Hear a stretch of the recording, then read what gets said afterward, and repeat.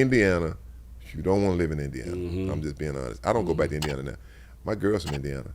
I go back if I have to with my kids, but I don't go back there because I don't like that place. I just never forgot some of the hurtful stuff that was done. I saw there. It's racist. I mean, that place, they still have KKK meetings downtown. I saw my first KKK gathering, like Klan rally downtown in Indianapolis on TV. So, that's just not a place for a black man. Yeah, I didn't see it. That's in the 80s. So I didn't see it on TV. I saw it in person. So you know what I'm talking about. Because I was playing for the Pacers. Oh, so you know exactly what I'm talking about. So I would go to a sandwich shop right across the street after practice. I would get my little sandwich. I had a good rapport with the people in there. So they would see me coming in. They was like, hey, B, how you doing? Good.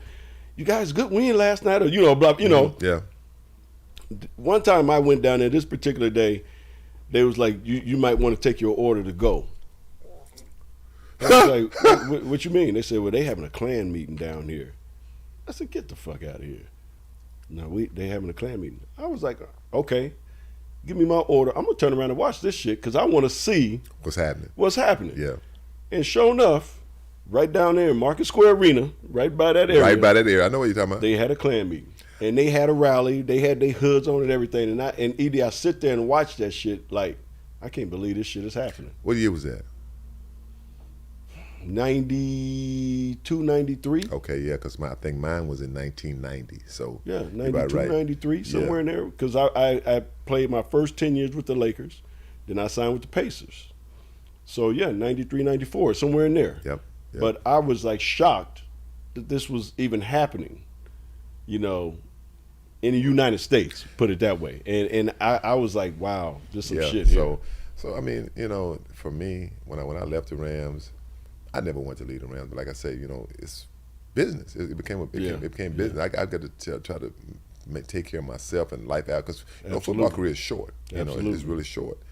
And when I saw that part of Indiana, I was like, wow. But man, I can say being there was like the first year or two wasn't bad. I mean, I went to my head coach, Ron Meyer. He traded for me, and he always said, I'll get you paid if I ever be a head coach. And he wasn't lying. I mean, he passed away, but that was my guy. I mean, till the day he died, he was my guy. But going there, and then what they did was, like I said, my last couple of years, I wanted to get the hell out of there.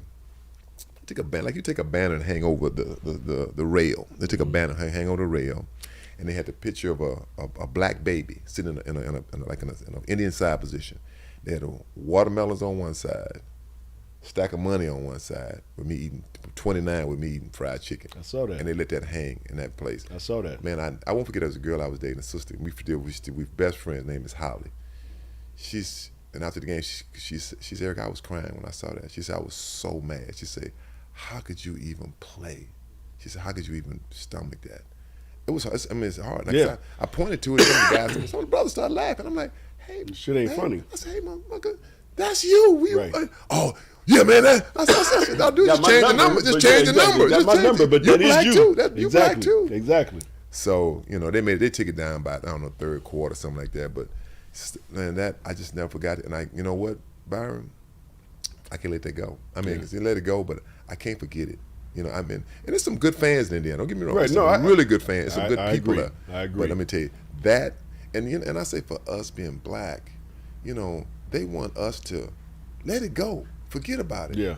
Man, that stuff, that's like, that's like saying, it's not this horrific, but that's like telling the Jewish people, let it go. Yeah, forget about the Holocaust. Forget about the Holocaust. Let it go. Let it go. It's no big deal no more. It's no big deal. It doesn't work. 400 years of slavery. It doesn't work like that. Yeah, and you still got to see things like this that are portrayed in public.